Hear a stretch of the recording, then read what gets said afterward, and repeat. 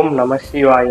இன்னைக்கான வீடியோ என்னன்னா, நான் சிவபெருமான வழிபட்டதுக்கு அப்புறம் எனக்குள்ள நடந்த மாபெரும் மாற்றங்கள். இதை நான் சொல்லி விளக்கவே முடியாதுங்க. அப்பேற்பட்ட மாற்றங்கள் எனக்குள்ள நடந்திருக்கு. சிவபெருமான நான் வருஷ கணக்காலாம் வழிபடலைங்க. நான் வழிபட ஆரம்பிச்சு வெறும் 8 மாசம் தான் ஆகுது. அந்த 8 மாசத்துல எனக்குள்ள நிறைய மாற்றங்கள், பல சேஞ்சு. அதை சொல்லி விளக்கவே முடியாது. அப்படி என்ன நடந்ததுன்னு கேட்டீங்கன்னா, சிவபெருமானை ஏன் வழிபடுறேன்னு கேட்டீங்கன்னா தெரியாது. எதற்காக வழிபடுறேன்னு கேட்டீங்கன்னா அதுவும் தெரியாது. ஒரு நாள் நான் எப்பயும் போல சிவபெருமான் கோவிலுக்கு போயிட்டு இருக்கேன்.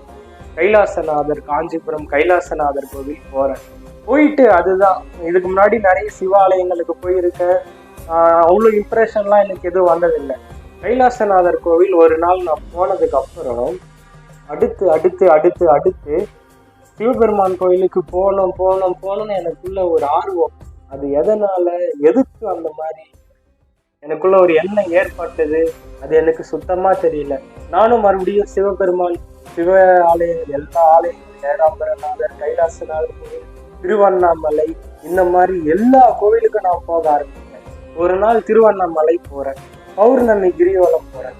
பௌர்ணமி கிரிவலம் போகும்போது நிறைய கூட்டம், சரியான கூட்டம். என்னால என்னடா இது, நம்ம ஒரு ஃப்ரீயா ஒரு கிரிவலம் சுத்த முடியல, இந்த மாதிரி ஒரு டைம்ல வந்து மாட்டிக்கணும்னு சொல்லி சரி நானும் சுத்தி முடிச்சு வந்துட்டேன். இன்னொரு முறை நம்ம கிரிவலம் வந்தா ஃப்ரீயா, எந்த ஒரு கஷ்டமா இல்லாம பொறுமையா போயிட்டு வரணும் அப்படின்னு நான் நினைச்சேன். அதுக்கப்புறம் நான் ஒரு முறை தாங்க திருவண்ணாமலை போயிட்டு வந்தேன். போயிட்டு வந்ததுக்கு அப்புறம் திருவண்ணாமலை மறுபடியும் போகணும்னு சொல்லி எனக்குள்ள எண்ணம் தோன்றிக்கிட்டே இருந்தது. நானும் எனக்கு டைம் கிடைக்கிறப்பெல்லாம் திருவண்ணாமலை நானும் போயிட்டு வந்துக்கிட்டே இருப்பேன். அது மாதிரி என்ன ஆச்சுன்னா, அதுக்கு முன்னாடி எல்லா ஜீவராசிகளும் ஏதோ வந்தா நம்ம சாப்பாடு வைக்கிறோம் அப்படின்னு இருந்தேன். ஆனா நான் சிவபெருமான வழிபட்டதுக்கு அப்புறம் எல்லா ஜீவராசிகளையும் உன்னை போல் கவனி, உனக்குள்ள இப்ப நீ உன்னை எப்படி பார்த்துக்கிறியோ அதே மாதிரி மற்ற ஜீவராசிகளுக்கு நீ கருணையோட இரு, உன்னால எவ்வளவு கொடுக்க முடியுமோ குடு அப்படின்னு சொல்லி பல மாற்றங்கள். என்னால முடிஞ்ச உதவி எல்லா ஜீவராசி, நாய், காக்கா, இந்த மாதிரி எல்லாத்துக்கும் கொடுக்க ஆரம்பிச்சுட்டேன்.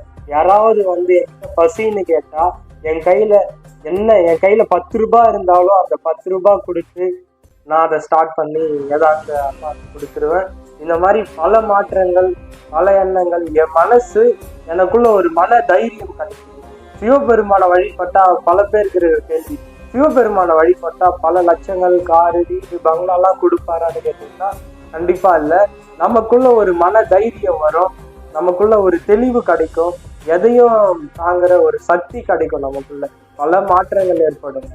இதை நீங்க உங்க இஷ்டம், நீங்க எந்த தெய்வத்தினாலும் வழிபடலாம். ஆனா வந்து நான் சிவபெருமான வழிபட்டதுக்கு அப்புறம் இதெல்லாம் எனக்குள்ள நடந்த மாபெரும் மாற்றங்கள். நான் நினைச்சதெல்லாம் கொஞ்சம் கொஞ்சமா நடக்க ஆரம்பிச்சது. எனக்கான ஒரு கான்ஃபிடன்ஸ் வந்துச்சுது.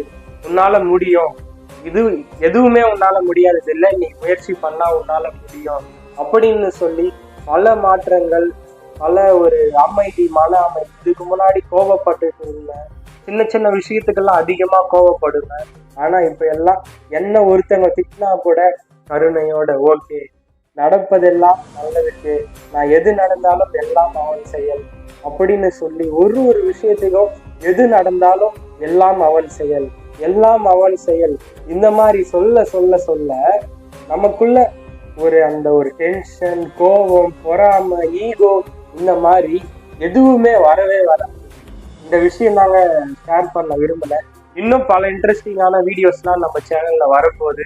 இந்த வீடியோ உங்களுக்கு இன்ட்ரெஸ்டிங்கா இருந்தா மறக்காம நம்மளோட சேனலை சப்ஸ்கிரைப் பண்ணிக்கோங்க. இன்னும் பல இன்ட்ரெஸ்டிங்கான வீடியோஸ்லாம் வரப்போகுது. ஓம் நம சிவாயன்னு சொல்லி இந்த உரையை